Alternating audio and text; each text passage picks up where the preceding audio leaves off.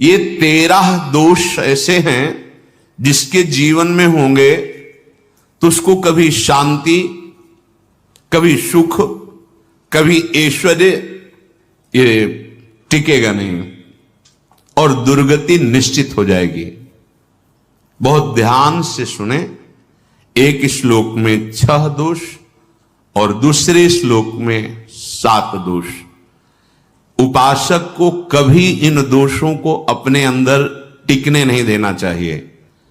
और जो संसार के मार्ग में चल रहे हैं, अगर इन दोषों में चलेंगे तो वो जो आपके पुण्य कर्मों से ऐश्वर्य है भी वो नष्ट हो जाएगा। आप दुख, चिंता, शोक से ग्रसित होकर बड़ा दुख में जीवन व्यतीत करेंगे और आपकी गति बिगड़ जाएगी, दुर्गति हो जाएगी। ये 13 लिख लो दिमाग में, डायरी में, क्योंकि ये नोट हो रहा है, आवाज डाली जाएगी, आप बार बार सुन, इनसे बचिए। अपनी बड़ाई, अपनी प्रशंसा कभी अपने मुख से नहीं करना, नहीं तो आपके पुण्य नष्ट हो जाएंगे, बुद्धि भ्रष्ट माने गिर जाएगी। अगर परमार्थ में चल रहे तो भी, और व्यवहार में तो पुण्य नष्ट हो ही जाएंगे। बुद्धि गिरी हुई तभी ऐसी बात होती है। और यह दोष बहुतायत है, ये बहुत प्रभावशाली है। अपनी बड़ाई मारना,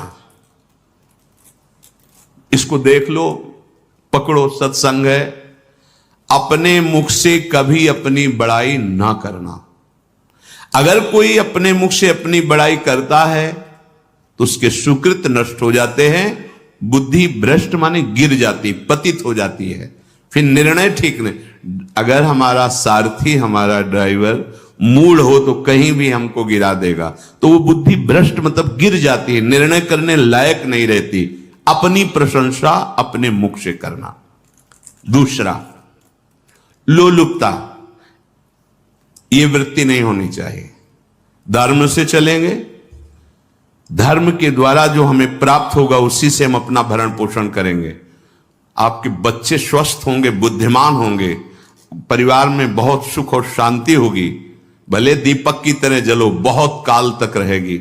लक्ष्मी जी भी आपके घर में बहुत काल, हम ये नहीं कहते कि बहुत नहीं, जितनी है बहुत सुख शांति से चलोगे।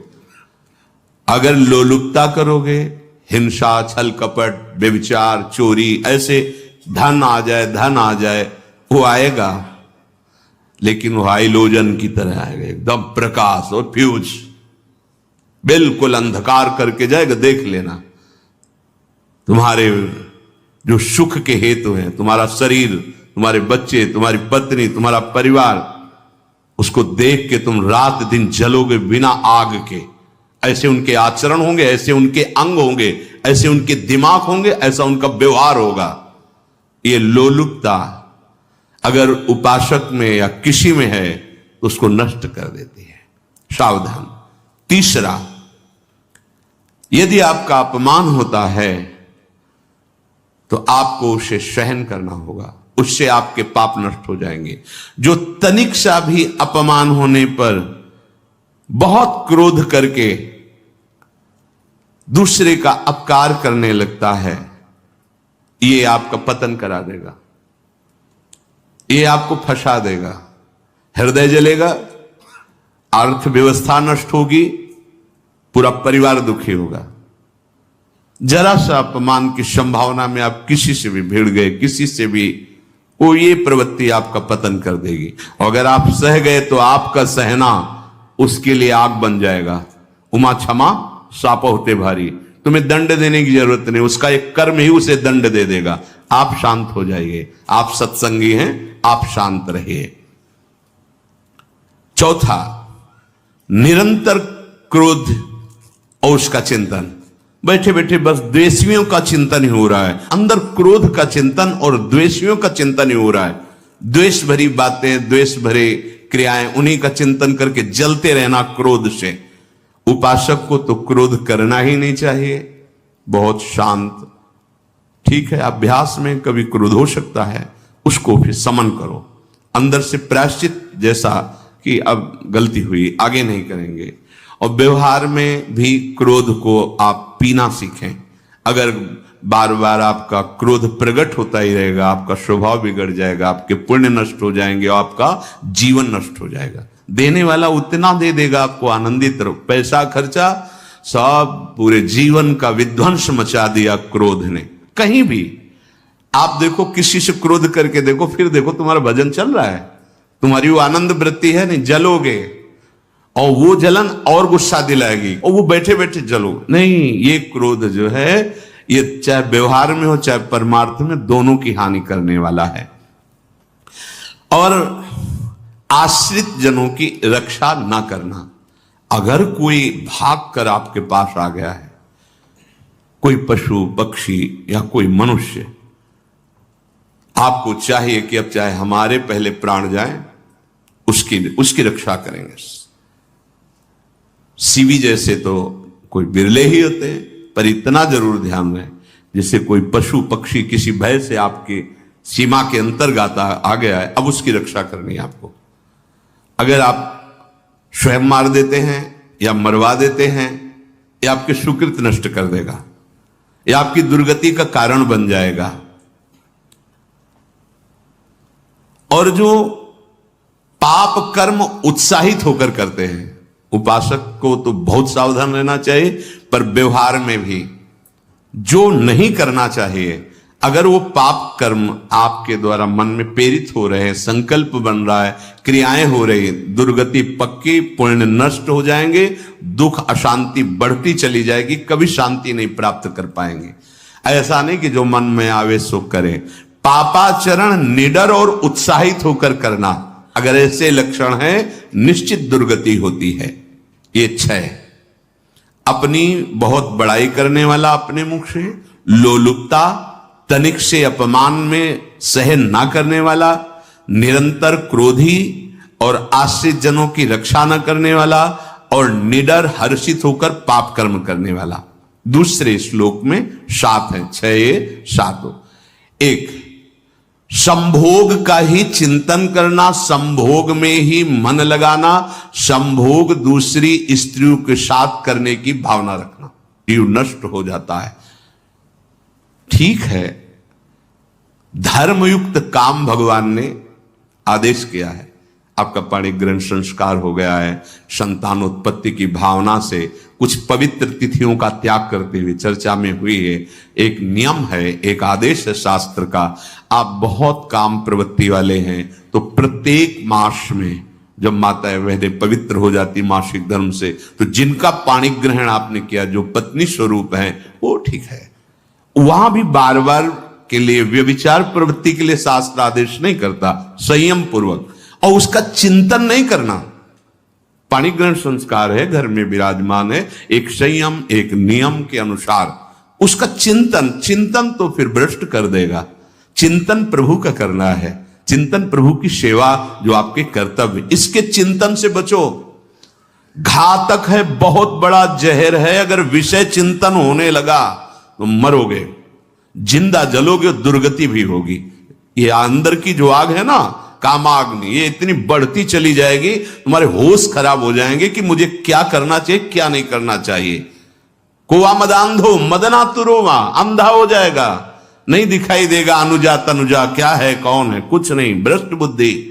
संभोग का चिंतन नहीं, धर्मयुक्त काम आदेश है शास्त्र में। यदि आप प्रवृत्ति मार्ग में हैं तो अपनी पत्नी को जो पाणी ग्रहण स्वीकार किया है, वहां भी पवित्र तिथियों का त्याग करते हुए, एकादशी है, रामनवमी है, नव दुर्गा है, जन्माष्टमी है, राधाष्टमी, जो पवित्र तिथियों का त्याग करते हुए, और ऐसे जो मर्यादाएं हैं उसके अनुसार। और कहीं पराई स्त्री के साथ संभोग के बाद निश्चित दुर्गति पक्की है। ऐसे ही माताओं के लिए है, स्त्री शरीर के लिए है। यदि वो ऐसी गलत चेष्टा, तो पतिवंचक परपति रति करई, रौ नरक कल्प सत परई।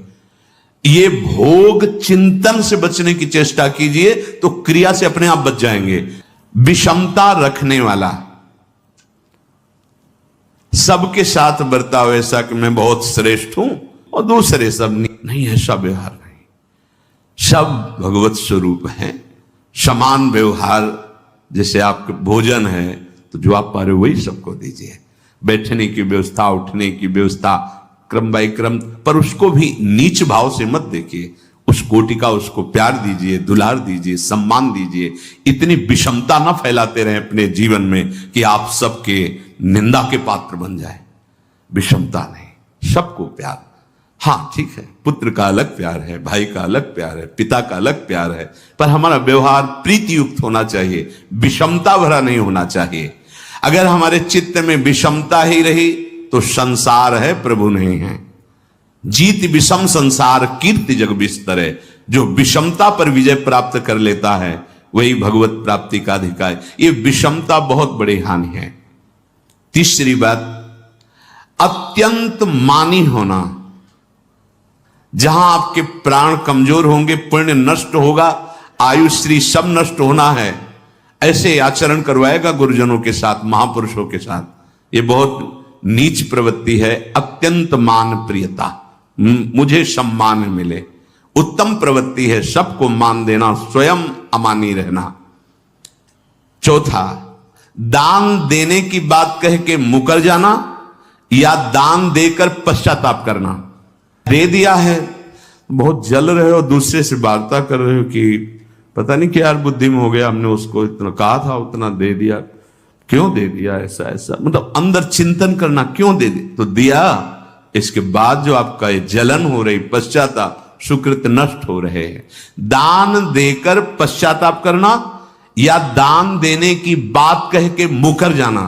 जैसे आपने कह दिया आपको इतना इतना ऐसा, अब आप मुकर गए, ब्याज सहित तुम्हें देना होगा, ये तुम्हारी दुर्गति का कारण बन जाएगा। ऐसे ही नहीं बोलना चाहिए, बहुत होश से। वाणी एक अमोल है, जो कोई बोले जान, ये तराजू तौल के तब मुख बाहर आन। पांचवा, अत्यंत कृपण होना। ना परिवार को सुखी कर पा रहा, ना अपने को सुखी कर पा रहा है। एक एक सिक्का बैंक में जो मर गया। धन की वास्तविक गति यही है कि अपने परिवार को खूब उसकी अनुकूलता प्रदान करो, उसमें से कुछ हिस्सा किसी ऐसे को जिससे तुम्हें बदले में कुछ लेने की भावना ना हो। कोई साधु महात्मा, गाय, पशु, पक्षी, किसी भी जीव बीमार है, शरीरधारी, उसके जिससे कुछ कभी लेने की भावना ना हो, एहसान की भावना ना हो। सो धन धन्य प्रथम गति जाकी, धन्य हो गया उसका धन। अब वो कृपण का धन किसी काम में ना स्वसुख, ना परिवार के सुख, ना धर्म कार्यों में, व्यर्थ जीवन चला गया। उसी धन का चिंतन करना, उसी का संग्रह करना और उसी की रक्षा करते करते शरीर छोड़ देना। तलाओ धर्म, अर्थ, काम, मोक्ष। और जो बालक, स्त्री, पागल, असहाय, जो इनकी रक्षा न करके इनकी हानि करता है, दुर्गति निश्चित है। माना आपकी पत्नी है, उसका स्वभाव बिगड़ा हुआ है, क्रोधी है, कटु वचन बोल, लेकिन आपके ही प्रारब्ध के लिए। माना आपका पति ऐसा स्वभाव वाला है, पर आपके ही प्रारब्ध से तो संयोग बना है आकर, अब इसका निर्वाह कर ले जाओ तो पवित्र हो जाओगे दोनों। और अगर झगड़ा और लड़ाई और मारपीट और कहीं हिंसा आदि के रूप में उतर गए तो फिर और करनी बिगड़ गई। बालक है, आप उसको ज्ञान नहीं कि आप पवित्र है, कि आप पवित्र है, उसको ज्ञान नहीं कि आप उसके साथ व्यवहार अच्छा कर रहे हैं कि बुरा कर रहे हैं। रक्षा करनी है आपको, शोषण नहीं करना। कह रहे स्त्री, बालक और पागल, जैसे